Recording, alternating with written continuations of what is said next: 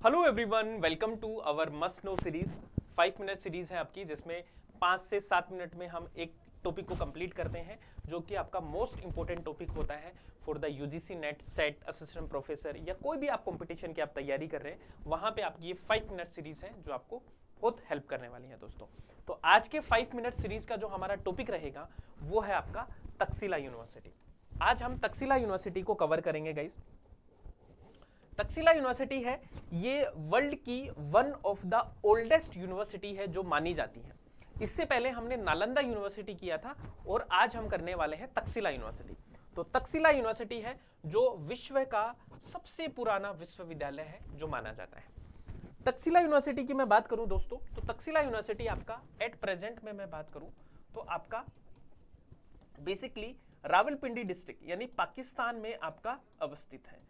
और अगर हम पुराने टाइम की बात करूं तो गांधार जो एरिया था आपका, है ना, गांधार महाजनपद था बेसिकली। गांधार वाले एरिया में आपका ये अवस्थित है। तक्षशिला यूनिवर्सिटी की हम बात करें, आज हम तक्षशिला यूनिवर्सिटी के बारे में जो जो इंपॉर्टेंट पॉइंट्स हैं जो अक्सर एग्जाम में पूछे जाते हैं उसके बारे में डिस्कस करेंगे दोस्तों। सबसे पहले तो मैं बात करूं तक्षशिला यूनिवर्सिटी की, तो तक्षशिला यूनिवर्सिटी है, ये ऐसा बताया जाता है कि वर्ल्ड की ओल्डेस्ट यूनिवर्सिटी है। बहुत सारे एकेडमिशियंस हैं जिन्होंने ये बताया है कि जो तक्षशिला यूनिवर्सिटी है ये वर्ल्ड की सबसे पुरानी यूनिवर्सिटी है। और मैं तक्षशिला नगर की बात करूं तो राजा तक्ष हुआ करते थे। राजा तक्ष के द्वारा ये तक्षशिला नगर है ये बसाया गया था, जो कि राजा भरत के क्या रहे हैं, बेटे रहे हैं। राजा भरत के जो बेटे थे तक्ष, उनके द्वारा ये तक्षशिला नगर है जो बसाया गया था, जो कि वर्तमान समय में मैं बात करूं तो पाकिस्तान में आपका अवस्थित है। उसके बाद में मैं बात करूं तो जो तक्षशिला है इसको मेल्टिंग पॉट ऑफ कल्चर बोलते थे। मेल्टिंग पॉट ऑफ कल्चर कैसे बोलते हैं दोस्तों, क्योंकि यहां पे पूरे वर्ल्ड से लोग आते थे, डिफरेंट संस्कृतियों का मिलन यहां पे हुआ करता था। क्योंकि ऐसा स्कूल था जहां पे लगभग आपके चाइना, बेबीलोन, है ना, म्यांमार, जो भी आपके साउथ ईस्ट एशियन कंट्रीज हैं, सेंट्रल एशिया के देश हैं, वहां से लोग यहाँ पे पढ़ने को आते थे दोस्तों। ठीक है, तो रिनोन यूनिवर्सिटी था जहां पे बहुत सारे जगह से लोग हैं जो आते थे। उसके बाद में मैं बात करूं तो यहाँ पे बहुत सारे सब्जेक्ट्स हैं जो पढ़ाए जाते थे, लेकिन सबसे इंपॉर्टेंट सब्जेक्ट यहाँ पे जो पढ़ाया जाता था वो है आपका मेडिसिन। ठीक है, तो मेडिसिन की जो पढ़ाई होती थी वो सबसे इंपॉर्टेंट है, वो यहाँ पे होती थी। तो ये क्वेश्चन काफी बार पूछा जाता है कि ये यूनिवर्सिटी फेमस किसके लिए है, तो मेडिसिन के लिए आपका तक्षशिला यूनिवर्सिटी है वो काफी ज्यादा फेमस। उसके बाद में मैं बात करूं तो यहाँ पे ऐसा बताया जाता है कि बहुत सारे बुद्धिस्ट सोर्सेस ये बोलते हैं कि यहाँ पे 1000 से ज्यादा स्टूडेंट हैं वो रहते थे। जैसे वो चाइना से भी आ रहे हैं, बेबीलोन से आ रहे हैं, सीरिया से आ रहे हैं, ग्रीस से आ रहे हैं, और इंडियन स्टूडेंट भी यहाँ पे रहा करते थे। इसके अलावा मैं बात करूं तो जो तक्षशिला यूनिवर्सिटी है ये एक बहुत इंपॉर्टेंट सेंटर ऑफ नॉलेज रहा है आपका। ठीक है, सेंटर ऑफ नॉलेज रहा है। कब तक रहा है, ये मौर्य एम्पायर तक रहा है। फिर हम देखते हैं कि 5th सेंचुरी में आपके हूण आक्रमण होता है यहाँ पे। ठीक है, तोरामन नाम का एक हूण आक्रमण होता है, तब इस यूनिवर्सिटी को वो तहस नहस करता है और इस यूनिवर्सिटी को वो बर्बाद कर देता है। और इस यूनिवर्सिटी को जो यूनेस्को का जो दर्जा मिला था वो कब मिला था, 1980 में ये जो यूनिवर्सिटी है वो यूनेस्को की क्या बनी थी, वर्ल्ड हेरिटेज साइट बनी थी। तो ये सवाल भी आपसे काफी बार एग्जाम में पूछा गया है, वर्ल्ड हेरिटेज साइट कब बनी थी, 1980 में। इसके अलावा यहाँ पे बहुत सारे स्कॉलर्स हैं जो पढ़े हुए हैं।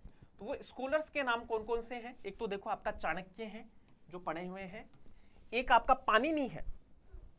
ठीक है, पाणिनि है जो यहाँ से पढ़े हुए हैं, जो बहुत फेमस ग्रामेरियन हुए हैं। चाणक्य को आप सब लोग जानते हो, कौटिल्य के नाम से फेमस है, वो बहुत ही बड़े राजनीतिज्ञ हुए हैं। चरक यहाँ पे पढ़े हुए हैं। एक और नाम आता है जिसको हम बोलते हैं विष्णु शर्मा। तो विष्णु शर्मा जी भी यहाँ से क्या है, पढ़े हुए हैं, जिन्होंने किसकी रचना की है, पंचतंत्र की रचना की है। पंचतंत्र की रचना इन्होंने की है। पाणिनि की किताब कौन सी है, अष्टाध्यायी किताब है। और चरक की कौन सी है, चरक संहिता किताब है। तो ये सारे के सारे लोग हैं ये तक्षशिला के क्या रहे हैं, स्कॉलर्स रहे हैं। तक्षशिला में ये सब पढ़े हुए हैं आपके। उसके बाद में हम बात करें तो तक्षशिला जो यूनिवर्सिटी है उसका हिंदू संस्कृति और संस्कृत भाषा पर बहुत प्रभाव था, है ना। और चाणक्य जी हैं वो इसके लिए बहुत फेमस हैं, जो जाने जाते हैं गाइस, ठीक है। तो ये चीज आपको याद रखनी है। उसके बाद में हम बात करें कि यहाँ पे जो सिस्टम हुआ करता था दोस्तों, पढ़ने का जो सिस्टम हुआ करता था वो ऐसा था कि पहले लोग क्या करते थे कि 8 साल, ठीक है। यहाँ पे देखो एक चीज मैं आपको बताता हूं कि यहाँ पे अगर आपको एडमिशन लेना है तो आपको क्या होगा कि सबसे पहले तो देखो गुरुकुल में जाना पड़ेगा आपको, है ना। गुरुकुल में जाने के बाद आपको जो सेकेंडरी एजुकेशन है, उपनयन संस्कार आपका होता था। गुरुकुल में जाने से पहले गुरु के पास पढ़ना पड़ता था। फिर हायर एजुकेशन के लिए यहाँ पे आते थे। अगर आपने गुरुकुल व्यवस्था में पार्टिसिपेट नहीं किया, आपने प्राइमरी और सेकेंडरी एजुकेशन नहीं ली, तो आपका तक्षशिला में एडमिशन नहीं होगा। ये इसका क्या था, रूल था। दूसरी चीज दोस्तों, यहां पे हम बात करें कि यहां पे कोई डिग्री नहीं दी जाती थी, कॉन्वोकेशन सेरेमनी नहीं होती, यहां पर कोई दीक्षांत समारोह नहीं होता था, ठीक है। ऐसा बताया जाता था कि नॉलेज जो है वो अपने आप में ही एक प्रतिफल होता है। तो यहां पे डिग्री नहीं दी जाती थी, जैसे कि आज का सिस्टम है कि आज डिग्री ज्यादा इंपॉर्टेंट है, नॉलेज पीछे छूट जाता है कई बार। लेकिन उस टाइम की मैं बात करूं तो नॉलेज है वो प्राइमरी होता था, डिग्रियां नहीं दी जाती थी तक्षशिला यूनिवर्सिटी में। इसके अलावा जैसे मैंने कि बताया कि स्टूडेंट को अगर तक्षशिला यूनिवर्सिटी में आना है तो उसको प्राइमरी एजुकेशन करनी पड़ेगी, एज ऑफ 8 साल तक प्राइमरी। फिर उसको सेकेंडरी एजुकेशन यानी आश्रम में जाना पड़ेगा 12 साल तक, 8 से 12 साल के बीच में, और उसके बाद में उसका तक्षशिला यूनिवर्सिटी में एडमिशन होता था। और उसकी जो एज रखी गई थी वो कितनी थी, 16 साल, ठीक है, 16 साल। तो ये सवाल भी आपसे पूछा गया था कि तक्षशिला यूनिवर्सिटी में अगर आपको एडमिशन लेना है तो एज कितनी होनी चाहिए, तो 16 ईयर आपकी एज होनी चाहिए। तो ये कुछ इंपॉर्टेंट पॉइंट्स थे दोस्तों तक्षशिला यूनिवर्सिटी के बारे में।